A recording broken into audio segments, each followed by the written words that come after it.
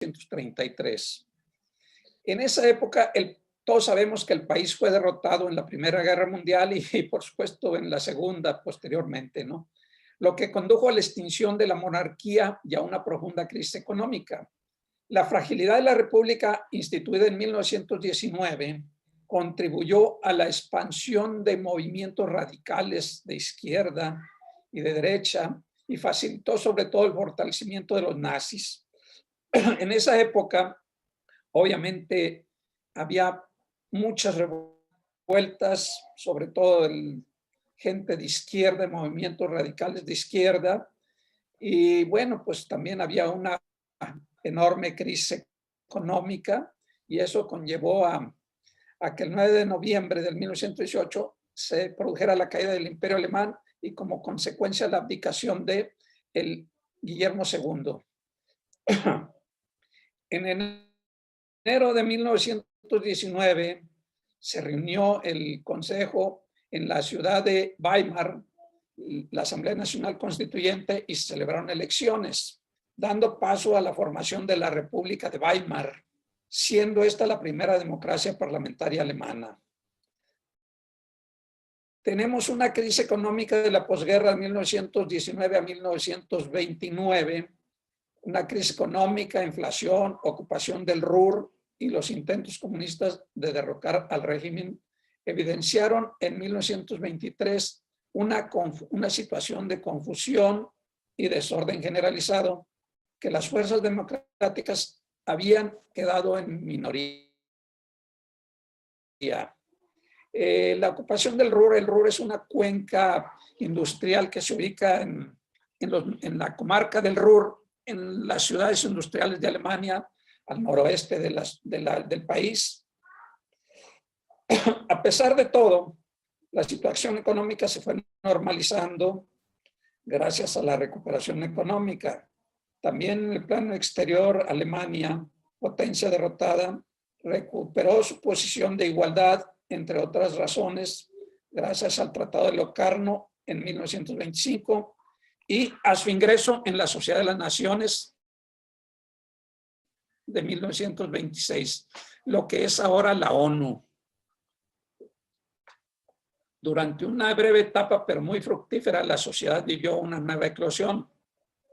El auge de la ciencia, el arte, la cultura, pero fue muy intenso, pero muy corto. Antecedentes. ¿Por qué tenemos aquí a Peter Behrens? Bueno, Peter Behrens no es tanto fundador de la Bauhaus, pero sí fue el maestro de estos tres señores, que de alguna manera dos de ellos sí forman parte de la creación del Bauhaus. Walter Gropius, Mies van der Rohe y Le Corbusier. Ellos tres trabajaron en el despacho de Peter Behrens. Peter Behrens venía de la Verbund de Múnich, una escuela también de arquitectura muy similar a la Bauhaus, antecesora a esta Bauhaus.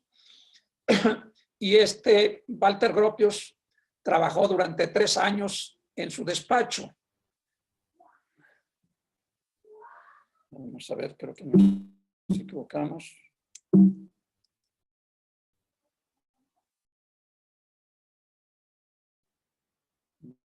Andamos. Perdón. Mies van der Rohe también trabajó de 1908 a 1911, también 3 años en el despacho. Mies van der Rohe llegó posteriormente a la Bauhaus. Walter Gropius la fundó con 3 o 4 maestros que se llevó por ahí de sus amigos o conocidos. Y Mies van der Rohe entró ya para dirigir la Bauhaus en la tercera etapa y la final.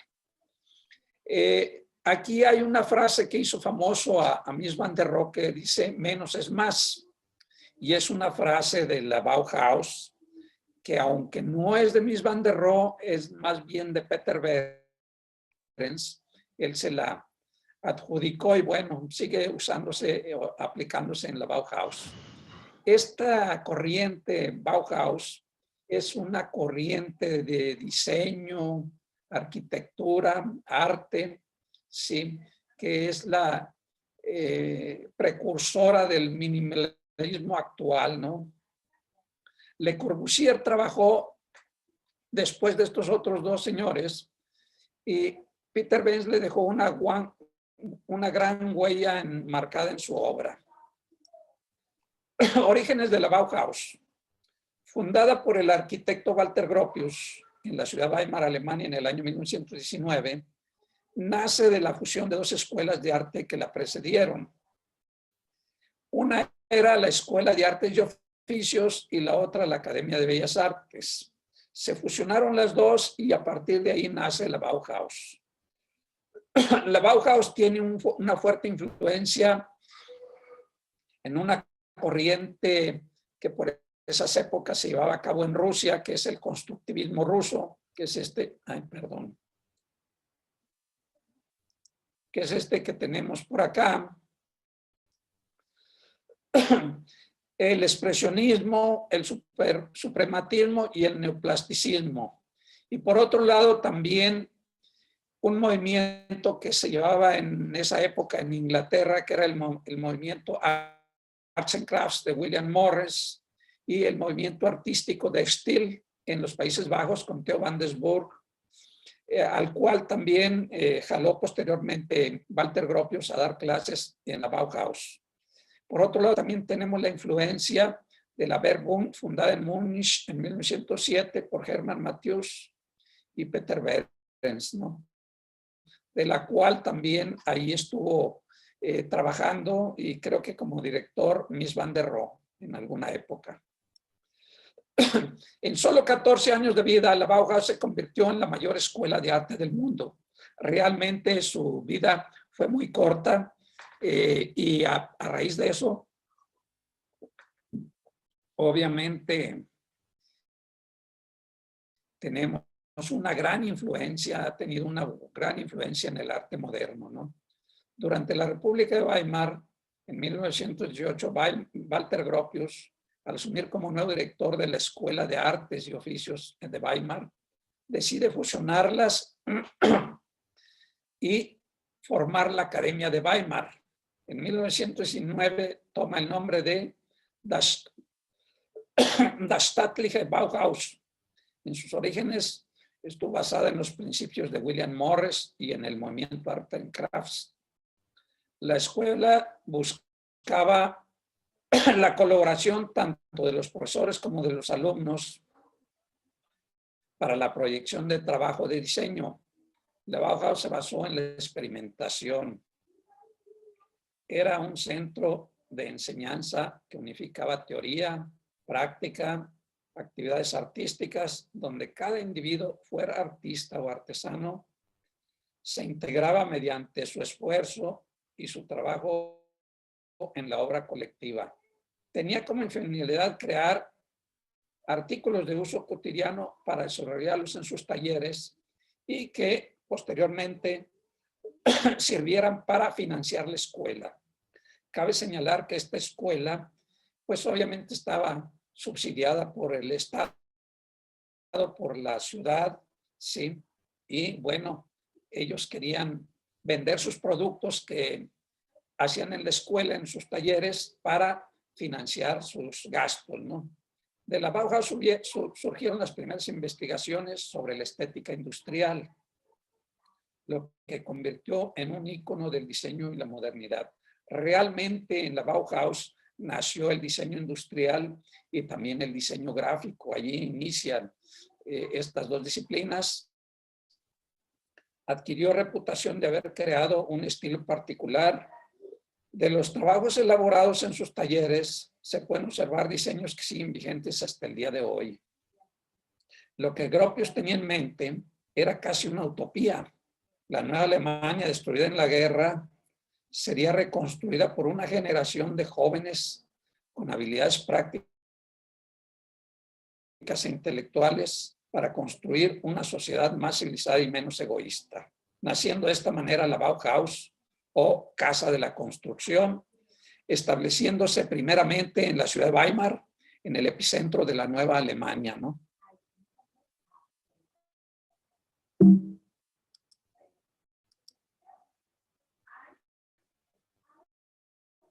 Perdón.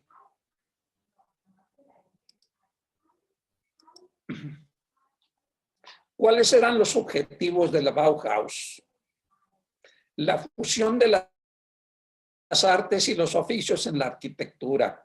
Acuérdense que se fusionaron la Escuela de Artes y Oficios y la Escuela de Artes. Eliminación de barreras entre las bellas artes y las artes aplicadas o artesanías.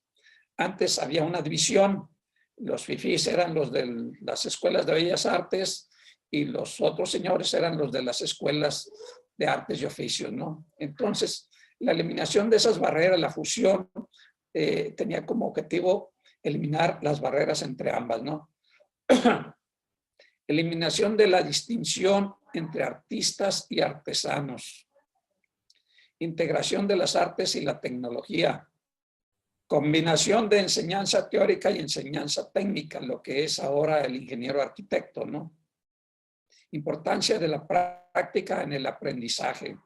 Talleres y 3 cursos. Estrecha interrelación entre arquitectura y diseño.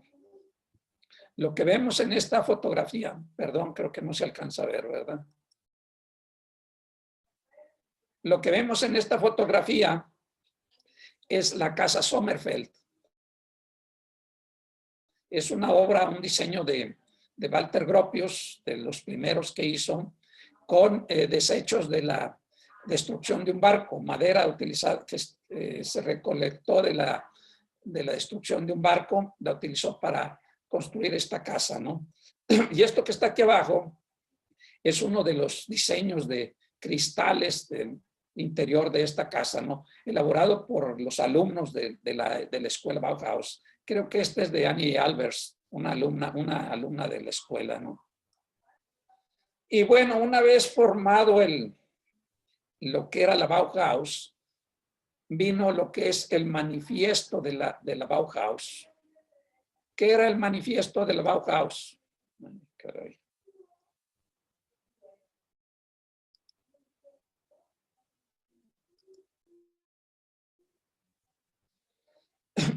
Este decía lo siguiente, dice, el último fin de toda actividad plástica es la arquitectura. Decorar las edificaciones fue antaño la tarea más distinguida de las artes plásticas, que constituían elementos inseparables de la gran arquitectura. Actualmente presentan una independencia suficiente de la que solo podrá liberarse de nuevo a través de una colaboración consciente de todas las profesiones. Arquitectos, pintores y escultores deben volver a conocer y concebir la naturaleza compuesta de la edificación en su totalidad y en sus partes. Solo entonces su obra quedará de nuevo impregnada de ese espíritu arquitectónico que se ha perdido en el arte de salón. Las viejas escuelas de bellas artes no podían despertar esa unidad. ¿Y cómo podrían hacerlo si el arte no puede enseñarse? Debe volver a convertirse en talleres. Este mundo de diseñadores y decoradores que solo dibujan y pintan. ¿Qué caray? A ver, mi hija.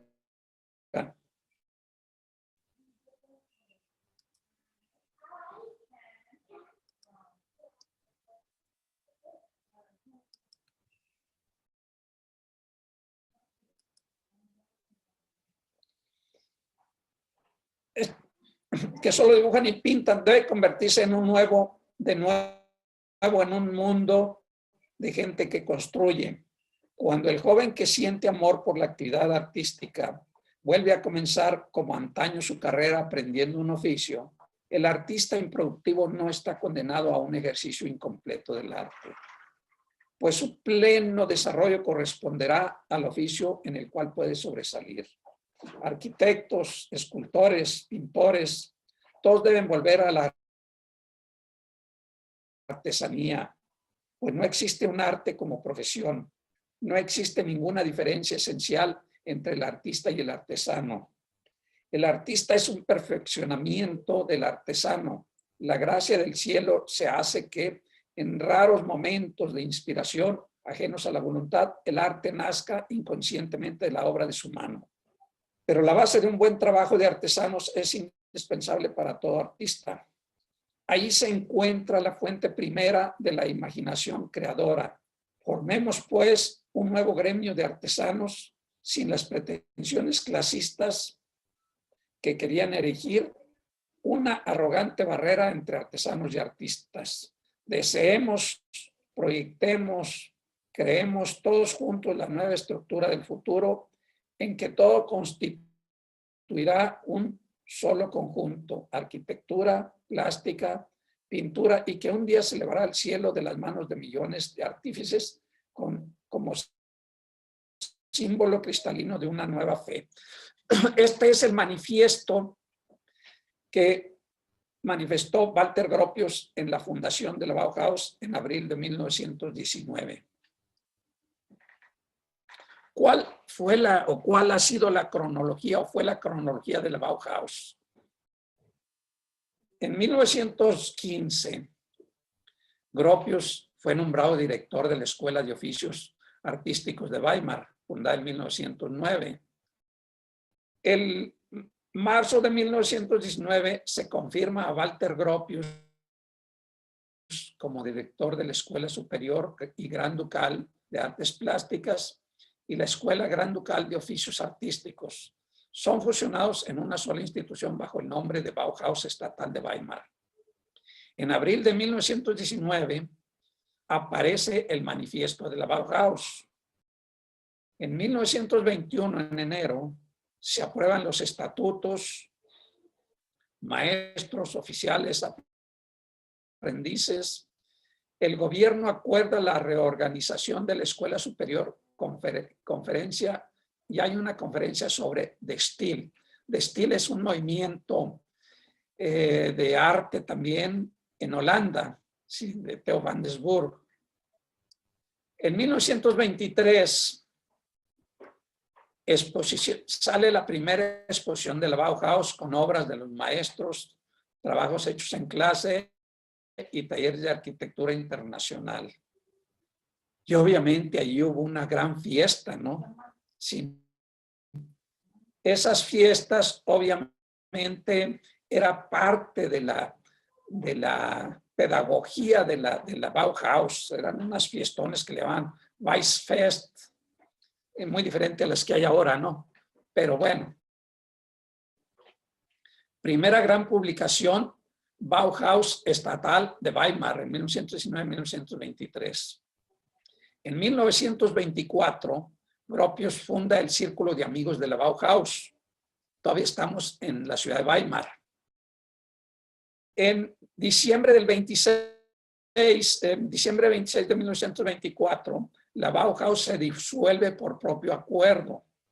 Declaración pública de todos los maestros y la mayoría de los alumnos. El semestre de verano queda en 16 maestros con personal auxiliar de enseñanza, 89 estudiantes y 28 en situación de licencia. Realmente la Bauhaus empezó con 150 alumnos, de los cuales 84 eran mujeres y 79 eran hombres.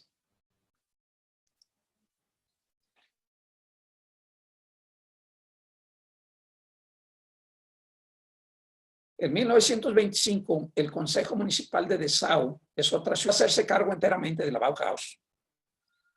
En 1925, en junio, se autoriza el proyecto de la Bauhaus en Dessau. Este proyecto fue elaborado por Gropius en colaboración con los maestros y alumnos de la Bauhaus. En marzo de 21 de 1926 se produce la fiesta de la construcción del edificio de la Bauhaus, la fiesta blanca o Weiß. El 4 de diciembre de 1926 se tiene la inauguración del edificio de la Bauhaus. Realmente su construcción duró de junio 22 al 4 de diciembre, un año aproximadamente, de lo que eran las instalaciones ya en forma de la Bauhaus. En febrero de 1928, Gropius presenta su dimisión y asume como director Hannes Meyer, obviamente nombrado por Walter Gropius, el cual después se arrepintió de haberlo nombrado porque le dio un seguimiento más izquierdista, más comunista, y la gente empezó a protestar y obviamente empezó a tener problemas la Bauhaus, ¿no? Se introducen nuevas materias y talleres, se incluyó la fotografía, la escultura, la psicología, entre otros. Realmente Hannes Meyer duró 2 años en la dirección del Bauhaus con una serie de problemas y toma la dirección Mies van der Rohe, asumiendo la dirección del Bauhaus. Sí, todavía estábamos en Dessau. Se disuelve en el 1932, se disuelve la Bauhaus en Dessau y Mies van der Rohe intenta continuarla en Berlín como una institución privada. Hasta era financiada por el Estado. Originalmente se tuvo una cuota de recuperación, vamos a llamarle, de 150 marcos, 180 marcos, perdón, y 20 de inscripción, y el doble para alumnos extranjeros. Obviamente esto se iba a ir reduciendo conforme fuera creciendo el alumnado, ¿no? Y sacar rendimiento de los productos que ahí se iban elaborando, ¿no? Yo no sé si lo lograron, pero bueno, esa era la cuota de esa época. En octubre de 1932 se instala la Bauhaus en Berlín en una antigua fábrica de teléfonos. ¿Qué pasó con el edificio del Bauhaus de Dessau? No sé.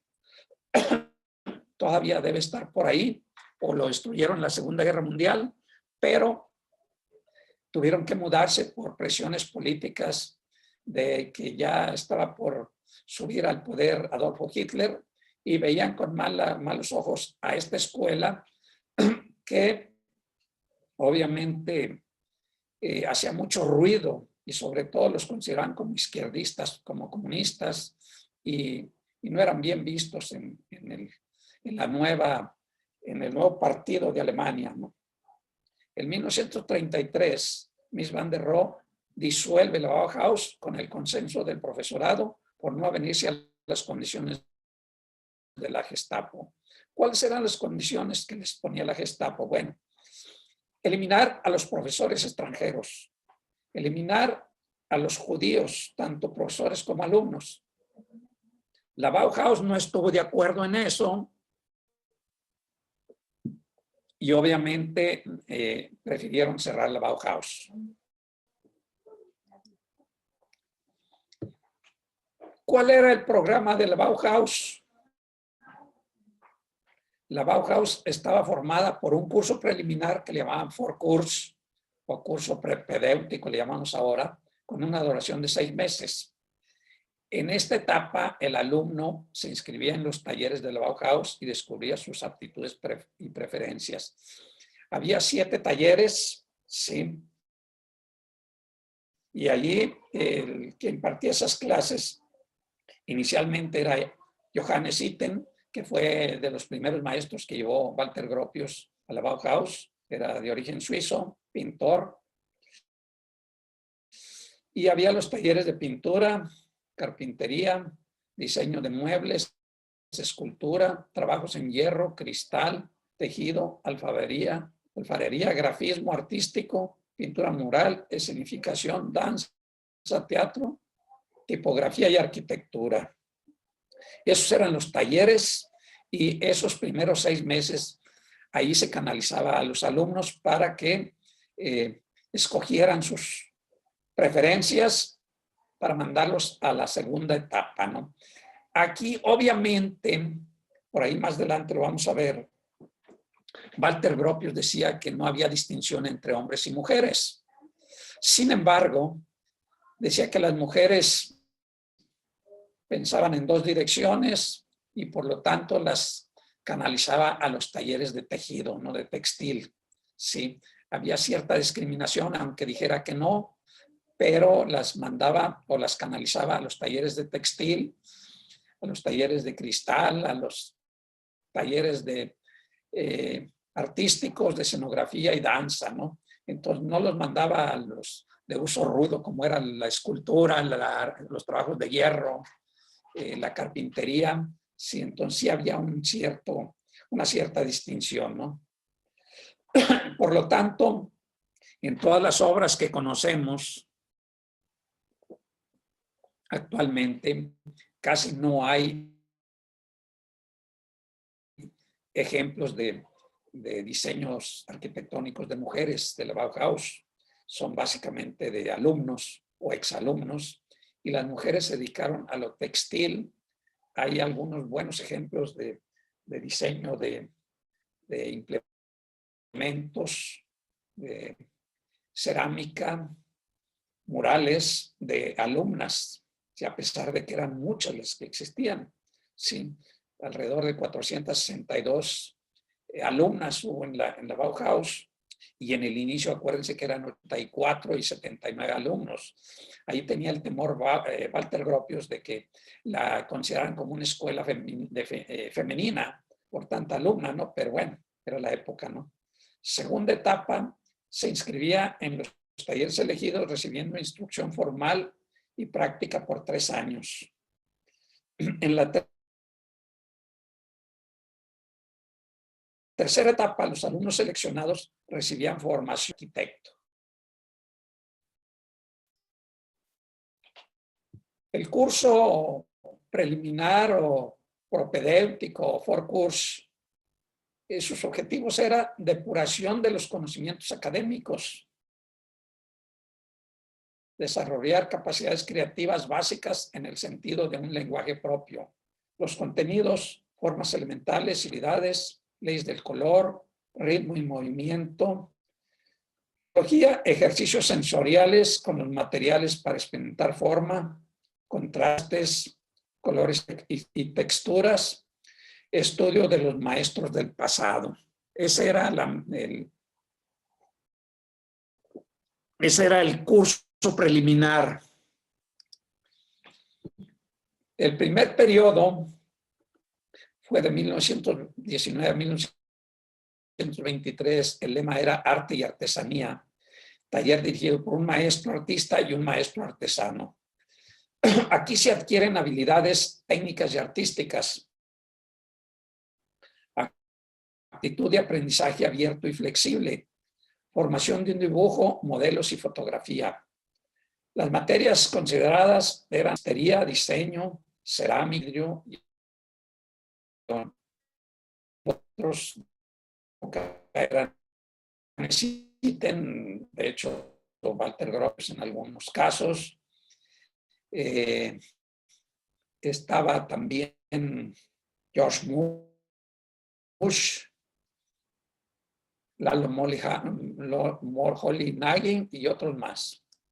Segundo periodo, de 1923 a 1928, ya estamos en Dessau. Lema, arte y técnica. Influencia del constructivismo ruso y el neoplasticismo holandés. Enseñanza enfocada hacia el racionalismo.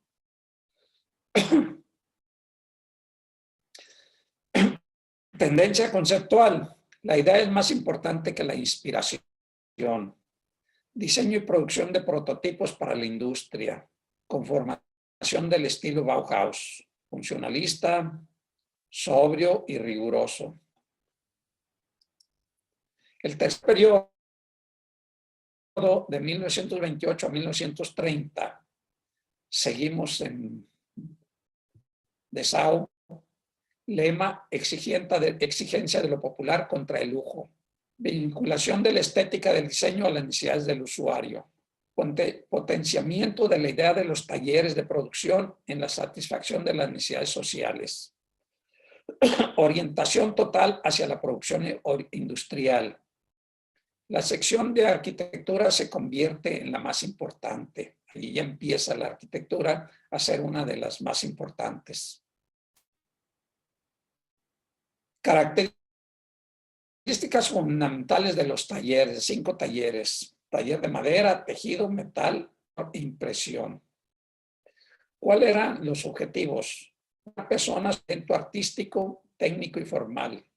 Trabajo práctico de experimentación en construcción de casas y mobiliario. Desarrollo de modelos estándar, la producción de objetos industriales. Utilización de los materiales con creatividad y economía. Desarrollar la autonomía del estudiante. Se les daba libertad para que hicieran. Todo lo que hicieran siempre que lo justificaran era bueno. No tenían las restricciones que a veces nos imponen en las escuelas y bloquean un poco la creatividad.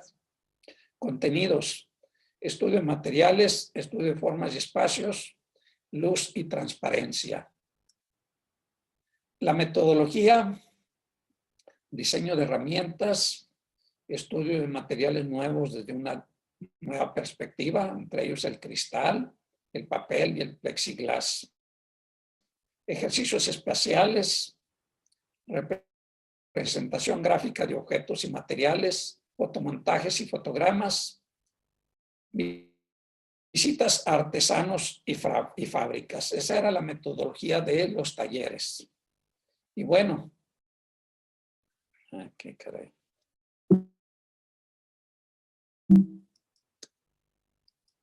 Aquí tenemos a los 13 grandes maestros de la Bauhaus en Dessau.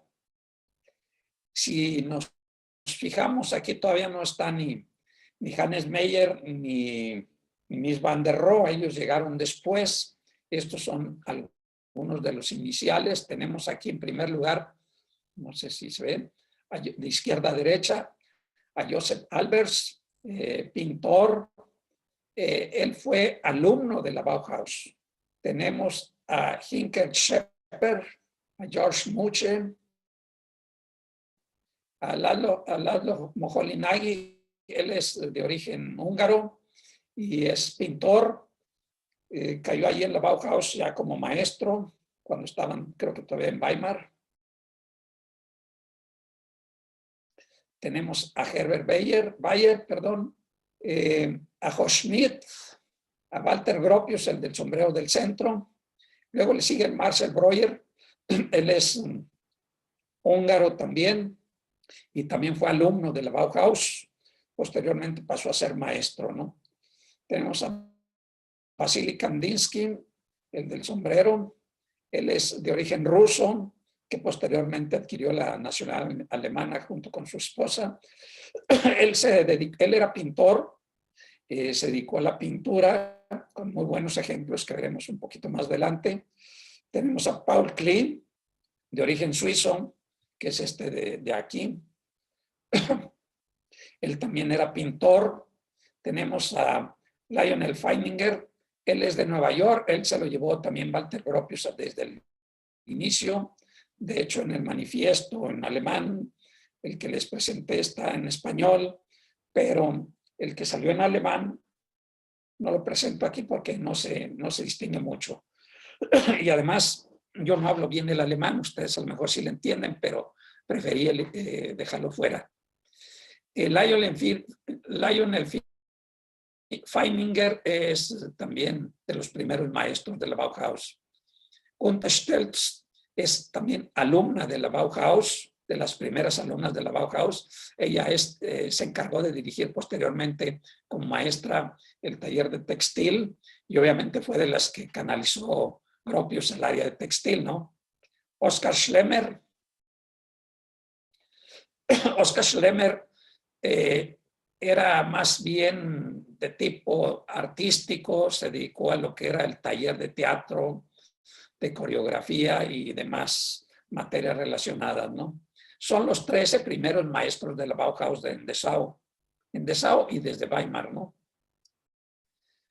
Aquí tenemos los exponentes principales de la Bauhaus. Aquí ya hay más de los 13. Está Lionel Feininger, que es pintor, Joseph Albers, pintor y docente de arte, después de ser alumno de la Bauhaus. Te fijan aquí, marqué con azul, negritas, los arquitectos. Son muy pocos arquitectos y muchos pintores y demás, ¿no? Herbert Bayer, diseñador gráfico y pintor. Walter Gropius, arquitecto, Ludwig Hilbersheimer, urbanista, arquitecto, Marianne Brandt, diseñadora en metal, Johannes Itten, pintor y profesor de arte, también fue de los primeros maestros, Marcel Breuer, arquitecto. Él se inscribió originalmente cuando entró como estudiante a la Bauhaus en el taller de carpintería. Y un poquito más adelante. Vasily Kandinsky, pintor, Paul Klee, pintor, George Munch, pintor y grafista, Gerhard Marx, pintor y escultor, Walter.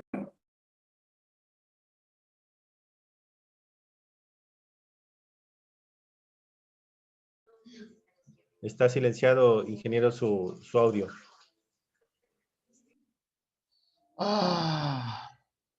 ¿Dónde me quedé?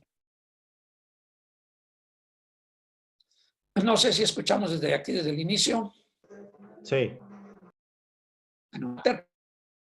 Peter Hans, fotógrafo, Hannes Meyer, segundo director de la Bauhaus, arquitecto, Lili Reich, también es otra alumna de la Bauhaus, es arquitecta de interiores, de hecho creo que posteriormente fue la esposa de Mies van der Rohe, y de hecho a ella se le debe la silla Barcelona, aunque Mies van der Rohe la tomó como de él, pero trabajaron juntos y seguramente vivieron juntos, pues ella se encargó de quedarse callada, ¿no? Hinnerk Schepper, colorista, pintor y conservador de monumentos. Lalo Moholy-Nagy, diseñador visual, él era el húngaro. Oskar Schlemmer, y coreógrafo y escultor. Lothar Schreck, escritor y dramaturgo y pintor. Y Gunther Stolz, tejedora. Son algunos de los exponentes principales de la Bauhaus. Aquí tenemos a los tres directores de la Bauhaus. Está Walter Gropius, Hannes Meyer y Ludwig Mies van der Rohe. Y son las épocas en las que dirigieron la Bauhaus, de 1919 al 1928. Aquí le tocó Weimar y Dessau con su edificio propio.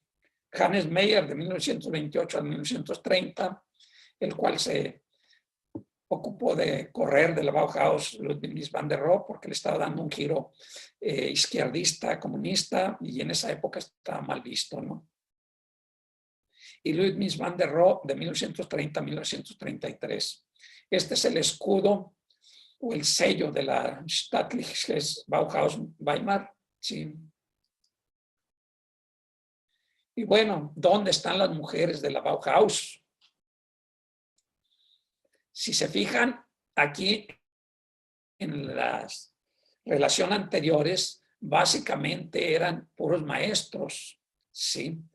Las maestras las relegaron un poco, a excepción de Gunther Stolz y Lili Reich, que anduvo por ahí, Annie Albers, que fue alumna, también igual que Joseph Albers, se casaron, ¿sí? No sé si ahí se hicieron novios en la escuela, en la Bauhaus, pero posteriormente se casaron, ¿no? Friedrich Dicker, Vera Meyer-Waldecker, Marianne Brandt, Lucia Moholy. Lucia Moholy fue la esposa de Lalo Moholy-Nagy, aunque no fue alumna del todo de la Bauhaus, tuvo mucha influencia en la Bauhaus. Alma Siedhoff-Buscher, Grete Marx, Otti Berger, Gertrud Arndt, Margaret Friedlander, Grete Stern, Annemarie Wilke, Benita Koch-Otte y Lena Berger.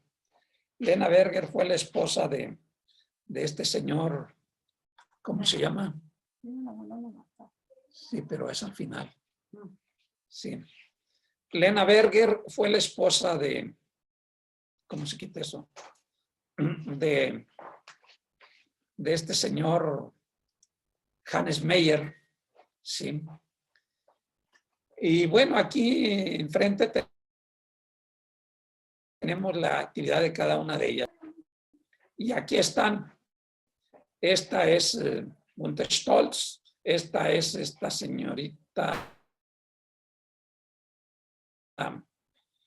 que se encargó de la, no recuerdo ahorita su nombre, pero diseño de cafeteras y teteras y todo eso, ¿no? Y aquí tenemos Alma Sidhoff Buscher, era diseñadora de juguetería, de juguetes, y si se fijan todos son con formas geométricas. En el primer trimestre teníamos 84 mujeres y 79 hombres, con un total de 462 mujeres en la Bauhaus al total. Dice aquí Gropius que no se haría distinción entre el bello sexo y el sexo fuerte en su primer disco. Decía derechos iguales, pero también deberes iguales. En el trabajo somos simplemente profesionales de nuestro arte. Orientación de las mujeres hacia el taller de textil y de textiles, generalmente. ¿Qué pasó con las mujeres de la Bauhaus? Bueno, dentro de las actividades de la Bauhaus estaban las potenciadas también, ¿no? De hecho, hacían unos fiestones, unos pachangones, las famosas Weissfest, y lo hacían donde presentaban todos sus trabajos, donde salían a la calle a presentar sus trabajos, hacían los diseños de las invitaciones, organizaban las fiestas desde con 2 o 3 meses de anticipación, y uno de los objetivos, además de ser pedagógicos, era hacer promoción a la escuela, y lo lograron. La gente empezaba a conocerlos, a saber quiénes eran, y bueno, fue creciendo la escuela. Aquí tenemos ya una etapa de diseño gráfico de la Bauhaus, ¿sí? Son algunos, este es el diseño de la primera exposición, Staatliche Bauhaus Ausstellung, Weimar 1923, y varios de los diseños hechos por los alumnos de la Bauhaus. Sí, que los podríamos considerar como diseños actuales. Y bueno, aquí tenemos una ligera reseña de los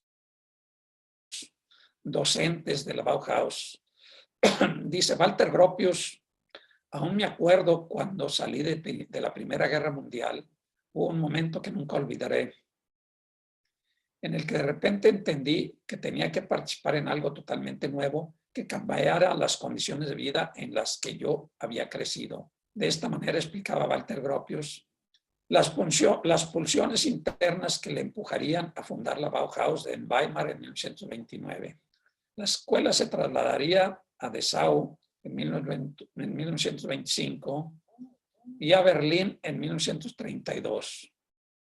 Verdadera alma mater de la institución, fundador y su primer director. Él sería el responsable de seleccionar a la práctica totalidad de los maestros que contribuirían a hacer de la escuela esa cuna de estilo internacional y de diseño moderno. Este señor en esas épocas tendría alrededor de 36 años. Sí, estaba muy joven para lo que le tocó fundar, ¿no? Y aquí tenemos una relación cronológica de algunos de sus principales proyectos. No los voy a leer.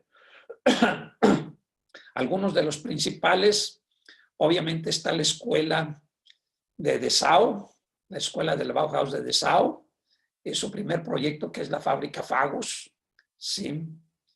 La casa Sommerfeld, que es la que vimos ahí de madera, y tenemos por aquí, ya posteriormente, emigró a Estados Unidos después de que dimitió como director fue a Inglaterra, ahí duró un tiempo y de ahí emigró a Estados Unidos junto con varios de los exponentes, maestros y alumnos de la Bauhaus. Se emigraron a Estados Unidos, salvo algunos pocos que emigraron a Rusia, entre ellos Hannes Meyer, que era de los más rojillos, y bueno, pues le fue mal, sí, fue de los que tienen menos producción arquitectónica.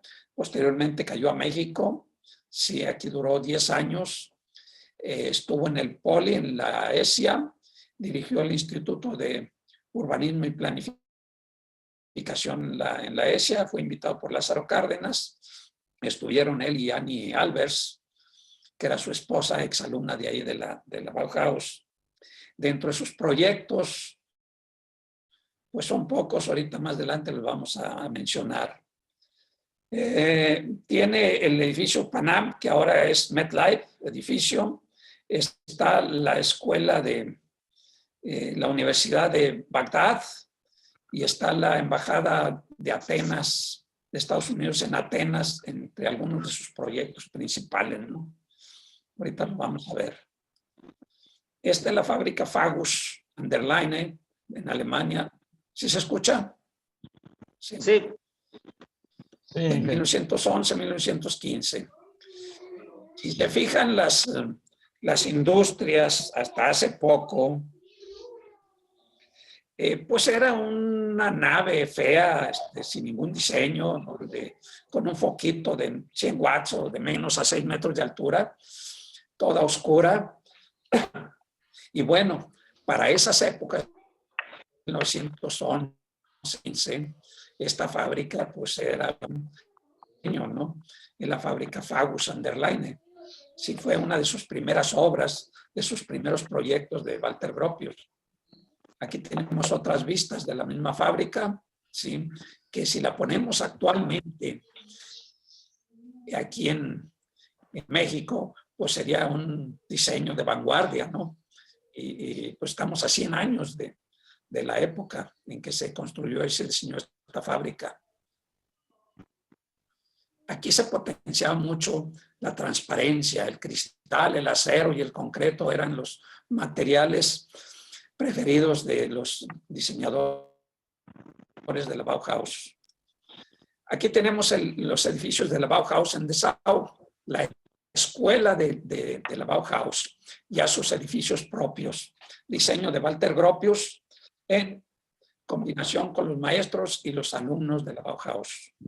Aquí tenemos otra vista, si se fijan, la limpieza, la falta de adornos, que era lo que potenciaba en esa época, los paramentos, sí, de sus edificios, el minimalismo actual, ¿no? Este es el conjunto del Bauhaus, atrás la escuela de maestros y de alumnos, que también diseñó Walter Gropius, es el ingreso del Bauhaus, una esquina aquí del Bauhaus, el ingreso está por acá, por esta zona. Y esta es la casa de maestros del Bauhaus, está en la parte posterior del edificio del Bauhaus. Sí, se usaban mucho los colores blancos, por lo general, en sus construcciones, sobre todo en casa habitación. Lo predominante era el blanco. Muros lisos, sin adornos, pero una geometría y una volumetría bastante interesante. Aquí acuérdense que se potenció el funcionalismo sobre la forma. La forma seguía al funcionalismo. No había los formalismos actuales que tenemos ahora en algunos edificios por ahí, que embarran de formalismo los edificios y a lo mejor la función no la toman tan en cuenta. Es otra vista de la casa de los maestros, diseño de Walter Gropius también. Esta bien la podemos poner en la actualidad y es un diseño bastante interesante, ¿no? Esta es su casa ya en Lincoln, Massachusetts, cuando emigró a Estados Unidos. Aquí vivieron él y su esposa Ise. Aquí le ayudó ya en el diseño y en la construcción seguramente este señor, ¿cómo se llama? El diseñador de mobiliario, el húngaro, no recuerdo ahorita si me fue su nombre, lo vamos a ver un poquito más adelante. Es otra vista de su casa, un diseño modernista. Este es Marcel Breuer, es el que le ayudó.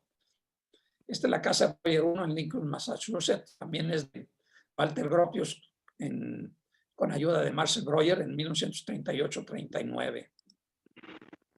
Edificio Consum en Terten de Sao en 1928, un edificio de vivienda,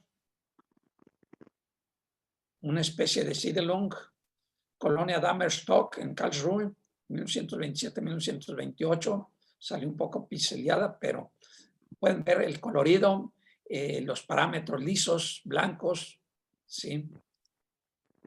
Es el Colegio Impington en el Reino Unido en 1936, en colaboración con Maxwell Fry. Casa Frank en Pittsburgh, en colaboración con Marcel Breuer. Cuando llegó aquí a Estados Unidos, estuvo de maestro en la Universidad de Harvard y seguramente allí hizo muy buenas relaciones y bueno, se encargó de diseñar el edificio de graduados de la Harvard en Cambridge en 1949. Esta es otra vista del edificio de graduados en Harvard. Y ya aquí ya entra su etapa más moderna con el diseño del edificio MetLife, que antes era Panam, y posteriormente a la quiebra de Panam fue de MetLife, y es actualmente de MetLife, una empresa de seguros. Aquí tenemos una sinagoga, Oheb Shalom, en Baltimore, USA. También es diseño de él. Y aquí tenemos la Universidad de Bagdad. En la Universidad de Bagdad prácticamente le tocó construir el edificio de la rectoría o el edificio de oficinas, la torre, el pórtico de ingreso y la mezquita. Aquí tenemos otra vista del edificio de la torre de la Universidad de Bagdad. Aquí tenemos otra vista y tenemos la mezquita, el pórtico de ingreso a la mezquita de la Universidad de Bagdad.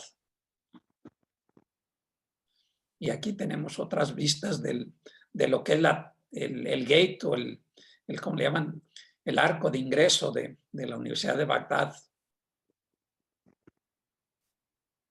Y bueno, aquí tenemos su oficina, sí, con trabajos de Gertrude Arndt, sí, la alfombra, el cuadro el tapete, son trabajos de Gertrude Arndt, que obviamente era exalumna de ahí de la Bauhaus. Este mobiliario, estos muebles, estos sillones, son diseño de Walter Gropius, junto con su escritorio y todo esto. Entonces vean el aspecto de su oficina. Aquí estamos hablando seguramente ya de 1940 y algo, ¿no? Pero pues esta oficina ya quisiera tenerla en la modernidad actual, ¿no? Es una oficina muy sencilla, con mobiliario muy revolucionario, muy minimalista, pero bastante agradable, ¿no? Y bueno, hay muchas obras más, están las de ¿cómo se llama? La Embajada de Atenas y otras más que pues no alcanzamos por tiempo, ¿no? Aquí tenemos otro arquitecto que es Ludwig Mies van der Rohe, sí. No les voy a leer ya toda su generales. Uno de sus principales edificios o proyectos y con los que empezó a darse un poco a conocer es el pabellón para la exposición de Barcelona. Este fue en colaboración con Lili Reich, que era su esposa posterior. Sí, después de la exposición fue desmantelado, aunque posteriormente se volvió a construir símbolo que era la arquitectura de la Bauhaus. Es una construcción bastante agradable, bastante moderna, muy minimalista, donde se potencia el uso de los materiales en todo su esplendor. Aquí tenemos otra vista de ese pabellón. Esto es de 1929. Otra más. Sí, y se fijan, pues son bastante agradables, ¿no? Sí. Esta es una casa que hizo en en Checoslovaquia, en Praga, me parece, en la Villa Tugendhat, sí, para algún cliente de por allá, ¿no? Es otra vista de la Villa Tugendhat.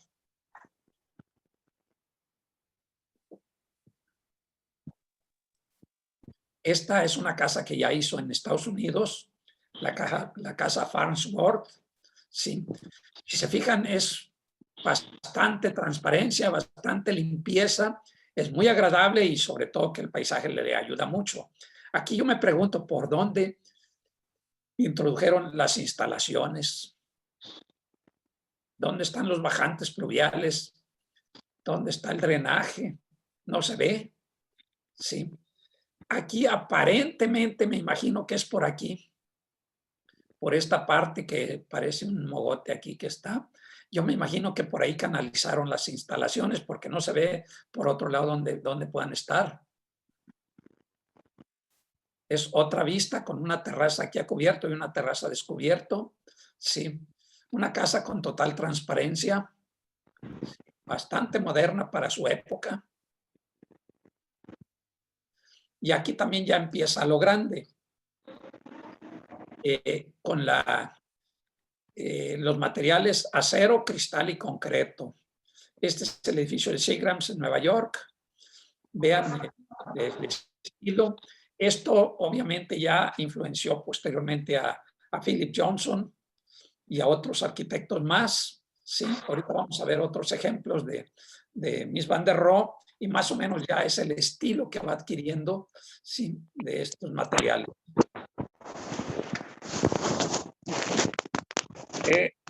Ya que estaba en Estados Unidos, diseñó el Instituto Tecnológico de Illinois, en el cual dio clases también, fue maestro de ahí de ese instituto. Este es diseño de él. Aquí hay otra lista, vean ya los materiales: acero, cristal y concreto, igual que el edificio de Seagrams, ya empieza a agarrar un estilo propio de Mies van der Rohe, ¿no? Es otra vista. Instituto Tecnológico de Illinois. Y aquí es otra vista, pero del edificio de Bacardi.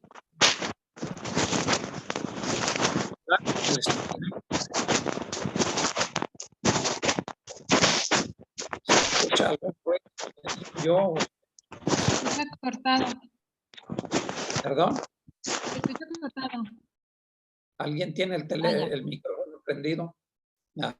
Ya. Ya. Este es un proyecto.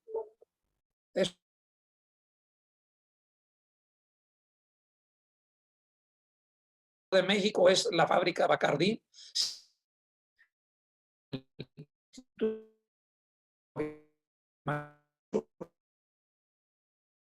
Cierta imagen del edificio Seagrams, pero es bastante agradable.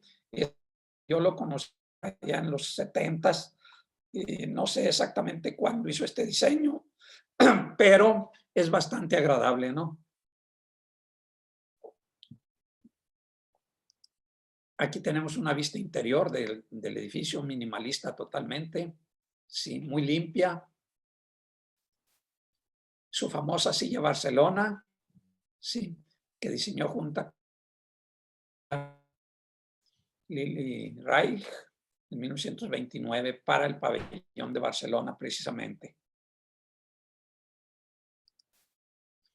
Y luego tenemos ya a Marcel Breuer. Marcel Breuer fue estudiante del taller de carpintería. Marcel Breuer viene de Hungría, ¿sí?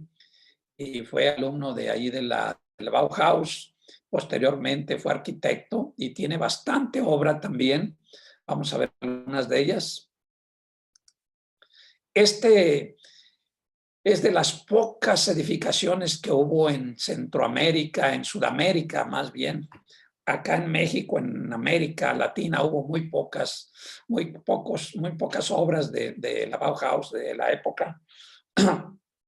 Este parador está en Argentina, estaba porque ya está totalmente destruido. Sí, es una obra de Marcel Breuer. Sí. Aquí es la casa que hizo en conjunto con Walter Gropius allá en Estados Unidos. Esta ya es de él, Casa Breuer II, también en Estados Unidos. La misma casa, Casa Wolfson House en 1950, ya más reciente. Esta es la Casa Starkey en Minnesota en 1955. Se fija en su apogeo, ¿no? Pero bastante agradable. La Casa Sayer de Marcel Breuer, también en Estados Unidos. Otra vista de la Casa Sayer, Villa Sayer. Y aquí otra de sus obras ya más en forma es el Museo Met de Nueva York, la segunda parte, porque había existido uno antes ahí, de un tipo más bien neoclásico. Este es ya el edificio moderno del Met de Nueva York, de Marcel Breuer. Sigue el minimalismo, sigue la limpieza, exterior como interior. Este es el edificio de la UNESCO en París, ya en 1951. Sí, también bastante agradable. El edificio de investigaciones de Franz Lagot, en 1962. Otra vista del edificio de Franz Lagot, de IBM. Sí. Ya aquí se ve la aplicación de algunos prefabricados, sí. Como estos casos, yo los vi por ahí en algunas estaciones del metro en México en los 70s. No exactamente igual, pero algo similar, sí. Pero vean, aquí sigue un poco la arquitectura de Le Corbusier, donde deja toda la planta baja libre, sí, como los edificios del Poli de Unidad de Zacatenco actualmente, que también tienen toda la planta baja. Esa es de la característica de la arquitectura de Le Corbusier.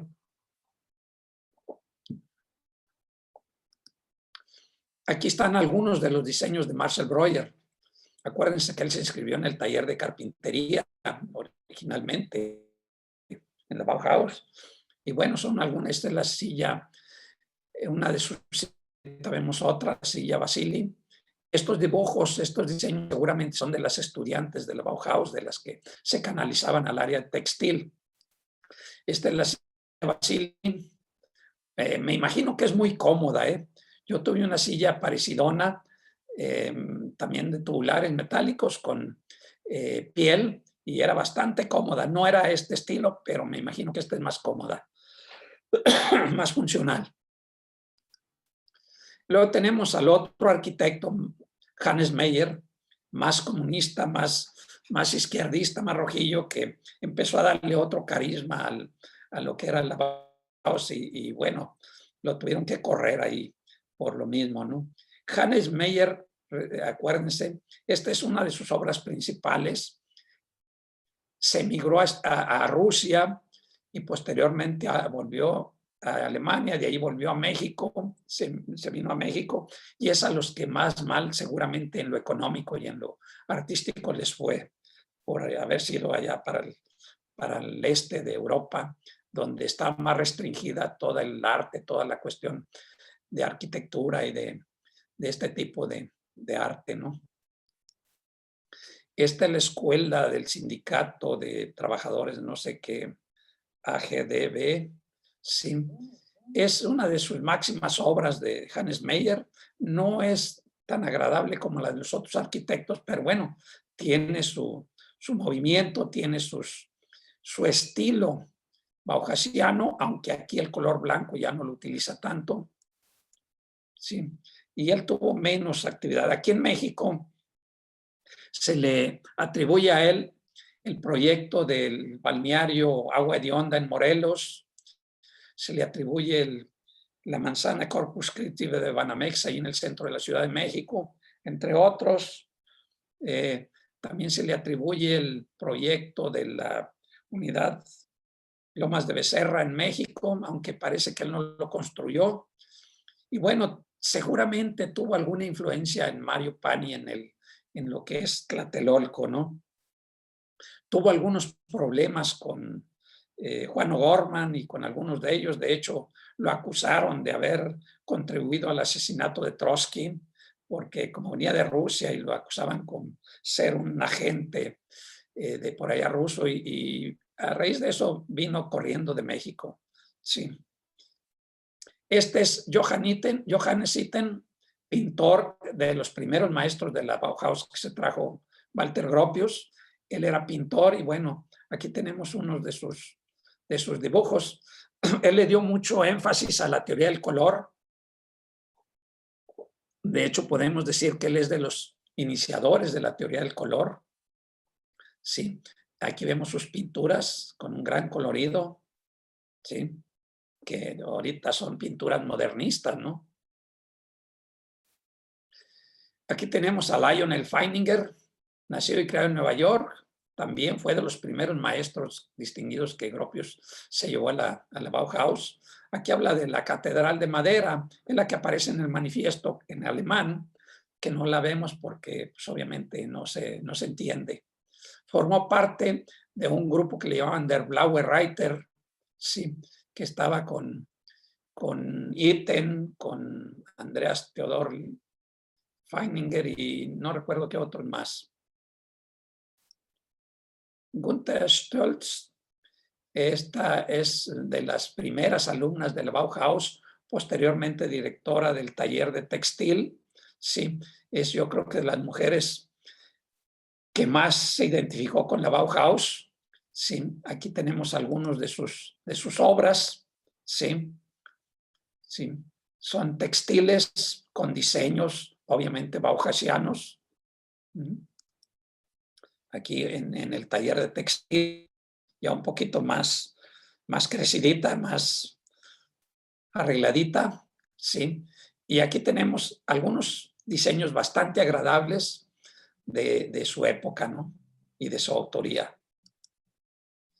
Este señor es ruso, sí, aquí tuvo problemas también, no lo querían posteriormente, ya cuando se acercaba el nazismo, porque era ruso y obviamente pues, lo asociaban con el comunismo y con todas las corrientes izquierdistas de la época. Se casó con una rusa también y obviamente se nacionalizaron alemanes y posteriormente cayeron a Estados Unidos, seguramente invitados por Walter Gropius también, ¿no? Aquí tenemos algunas de sus obras bastante interesantes, proyectos que actualmente son modernos, pero estamos hablando del 1930, 40, por allá en esas épocas. Lalo Moholy-Nagy, también húngaro. Él no fue alumno de la Bauhaus, más bien fue maestro.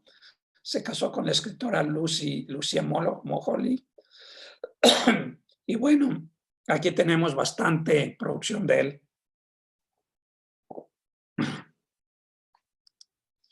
Estas son pinturas de él, sí, de un corte geométrico, mucho colorido y bastante agradables también para la época y para la actualidad, ¿no? Oskar Schlemmer es el bailarín, pintor y diseñador gráfico. Todas sus pinturas obviamente son de temas coreográficos, si se fijan, sí. Él era el organizador de las pachangas de la Fiesta Blanca, sí, porque él ponía los bailarines y las obras artísticas y bueno, pues ahí está, ¿no? Sí, pinturas todas de tipo coreográfico, ¿no? Paul Klee, pintor suizo, y aquí está su obra también, pinturas también un poco menos geométricas, pero con un buen colorido también. Joseph Albers, este fue alumno de la Bauhaus, ¿sí? Y bueno, nos pasamos.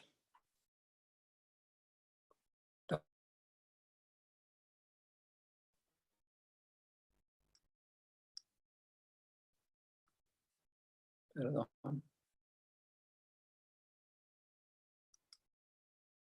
Andamos en Paul Klee. Y luego nos vamos a Joseph Albers. Él fue alumno del Bauhaus. Posteriormente se casó con Annie Albers, que también era alumna. Aquí la vemos, Annie Albers. Sí, ellos estuvieron en México también. Les favoreció mucho para sus diseños el arte, la cuestión indígena, la cuestión de los pueblos originarios. Sí, les favoreció mucho como temática para sus pinturas. Sí. Aquí tenemos algunas de las pinturas de Joseph Albers. Sí, posteriormente también cayó a Estados Unidos, ¿no? Walter Peter Hans, nombrado también como director de uno de los talleres. Sí. Él fue fotógrafo y de hecho aquí están algunas de sus fotografías. Sí. Para esa época pues eran unas fotografías bastante agradables, de temas varios.